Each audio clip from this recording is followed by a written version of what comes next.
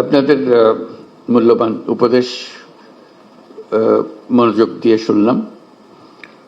এটা জাতীয় ঐক্যমত কমিশনের সভা, কাজে আমাদের মূল জিনিসটা হলো ঐক্যকে ধরে রাখা।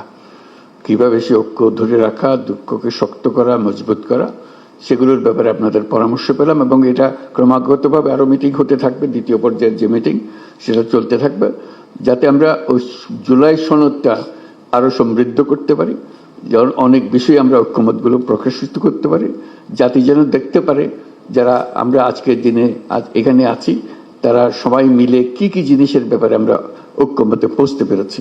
এটা আমাদের জাতীয় এজেন্ডা হিসেবে থাকবে ভবিষ্যতের জন্য, যাতে করে আমরা এটা পূর্ণ করতে পারি।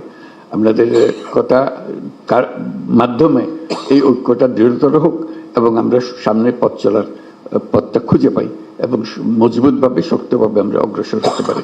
সবাইকে এই আলোচনায় অংশগ্রহণ করার জন্য অসংখ্য ধন্যবাদ। Thank you.